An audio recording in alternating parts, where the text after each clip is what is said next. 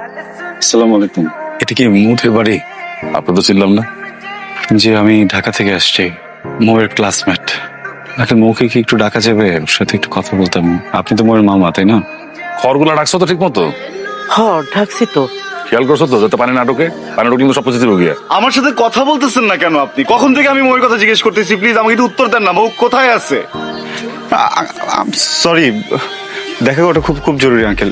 একটাবার একটু ওকে একটু বলেন না। মোর সাথে তোমার দেখা হইব না। মৌ নাই। নাই মানে? মৌ মারা গেছে। পোলারা দেখো বৃষ্টিতে ভিজা কেমন শীতে কাঁপতাছে। আমার না খুব খারাপ লাগতেছে। একটা মেয়ে মারা গেছে শোনার পর বেহায়ের মতো দাঁড়ায় আছে। লজ্জা শরম নেই। এতবার বললাম যাও গা, তাও যায় না। একটা কাজ করো না, একটা গামছা নিয়ে যাও, গা হাত পা মুইসা একটা ছাতা দিয়ে ওরে বিদায় করে দাও। এই পাগল হয়ে গেছে?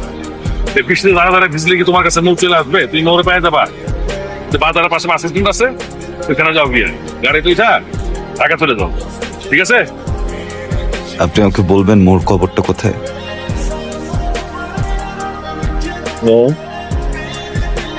দেখো বাবা, আমার ঘরে একটা মেয়ে আছে বাবা। গ্রামের কেউ যদি জানে যে তুমি আমার ঘরে থাকো, মান সম্মান থাকবো না বাবা আমার। যাও গা বাবা। কি খবর? এলন, খাবারটা খায়ালন। খাওয়ার পর ওষুধ খেতে হবে। আপনি যদি খাবারটা খান তাহলে আপনার একটা খুশির সংবাদ দিব। বলো। আব্বা আপনারে মিথ্যা কথা কইছে। মো আপুর কিচ্ছু হয় নাই। আচ্ছা, আমি একটু বেরোচ্ছি, আবার একটু দেখে আসি। ঘন্টা 2-3 সময় লাগতে পারে। আপনার খাবার রেডি আছে, আপনি খেয়ে যান। আলগা পিরিত দেখাবান। যখন পিরিত দেখানোর সময় তখন তো দেখাও না।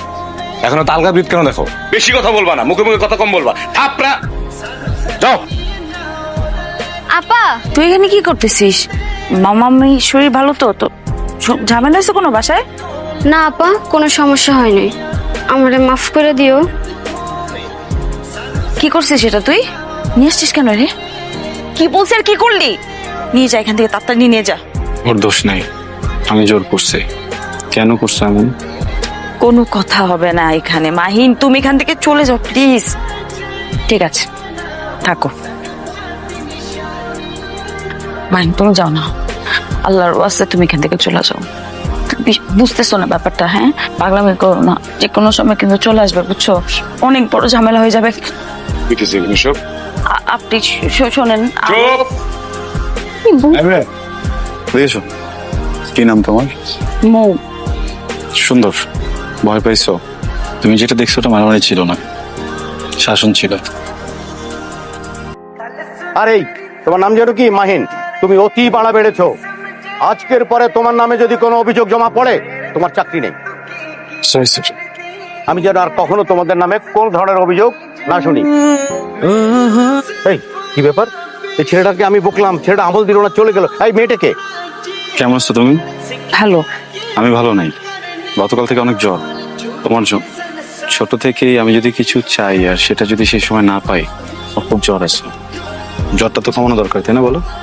I love you mom. অনেক ভালোবাসি। Will you be mine?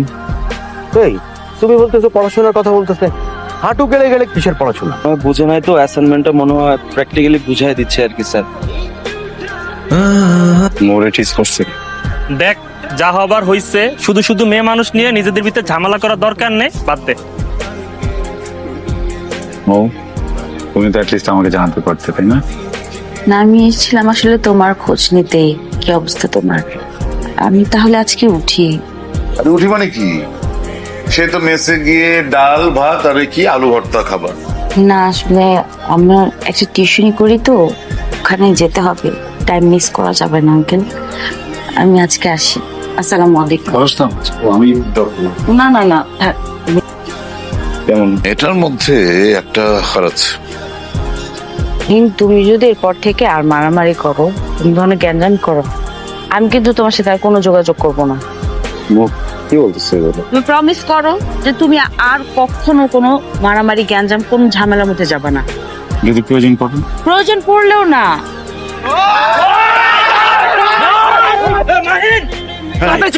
ক্যাম্পাসে একটা মাথা ফাটা ফেলছে। মাহিন, আজকে না প্লিজ।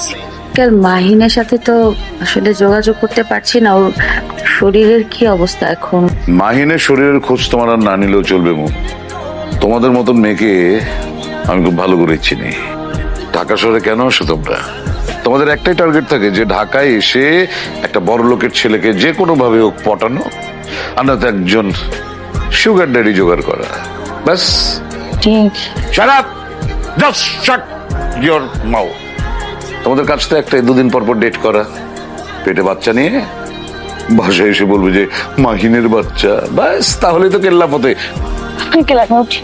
দাঁড়াও, বাইরে আমার 4টি পালা কুকুর দাঁড়িয়ে আছে। তুমি যদি ওদের খাবার হতে না চাও তাহলে আজ এক্ষুনি তুমি শহর ছেড়ে চলে যাবে, এক্ষুনি চলে যাবে। উপস্থিত মুরব্বী, আমরা শাস্তিও তো দেওয়া হয়েছে অনেক। আমি বলতে চাইছিলাম কি, বাইরের মানুষ এবার আর আমরা বিদায় করে দিই, ছেড়ে দিই ওরা। আমি আপনাকে কথা দিতেছি, যদি ও আবার কোনোদিনও আসে তাহলে আমি নিজে ওরা পুলিশের কাছে ধরে দিব। মামা আপনি এটা কি করতেছেন? হ্যাঁ, ওর এত বড় সাহস আমার বাড়িতে ঢুকে আমার বই লাগে যাতা খুশি করবো, ওরে আমি কাইটটা গাঙে ভাসায় দিব। ওর এত বড় সাহস কিভাবে হয়? খবরদার! কি করলি? ওর গায়ে কোনো হাত দিবেন না। কি করলি? আমার যত খুশি মারেন, কোনো অসুবিধা নাই, কিন্তু ওর গায়ে কোনো হাত দিবেন না। আবার কথা তোর হাতটারে কাইটে আমি বাজারে নিয়ে তুলে রাখি, যাতে এলাকার সমস্ত পুরুষ মানুষ দেখে আর ভয় পায়, জীবনে যাতে কোনোদিন পড়বে না তোলে। কি আপনি আমার গায়ে হাত তুলতেছেন কিসের জন্য? ভুল আমি করছি, অন্যায় যা করার সব আমি করছি। আমি তোর লগে অনেক বড় অন্যায় করে ফেলেছি রে মা। তোর আমি এই পশুটার কাছে বিয়ে দিছিলাম, আমার তুই মাফ করে দে মা। আমি শুনছি এতদিন এই শয়তানটা তোরে অত্যাচার করে, কিন্তু আজকে নিজের চোখে যখন দেখলাম, তোরে আর এই বাড়িতে আমি রাখব না, তোর আমি নিয়ে যাবো। আমি নিয়ে যাই ওরে, আমি ওকে অনেক ভালো রাখবো, অনেক আদরে রাখবো। এমন কিছু করবো না যেটা তো কষ্ট পায়। কোনোদিন ওর দিকে কড়া চোখে তাকাবো না। মানুষটা তো আমারই, কিভাবে যেন আমার কাছ থেকে অনেক দূরে চলে আসছে। আমার মানুষটাকে আমার কাছে ফিরে দেন না প্লিজ। ভুল করতেছো, এখন আমাকে বলতেছো নিয়ে যাবা, কিন্তু মাইয়া তো আমার বিবাহিতা। 2 দিন পরে যখন তোমার কথাটা মনে পড়বো, তখন যে তুমিও পশুটার মতো লাগে আচরণ করবো না, তার কি গ্যারান্টি আছে? আপনি ওকে আরো 100টা বিয়ে দেন, আমি তখন ওকে এইভাবেই ভালোবাসবো। ভালো রাখার জন্য যা করতে হয় সবকিছু করবো।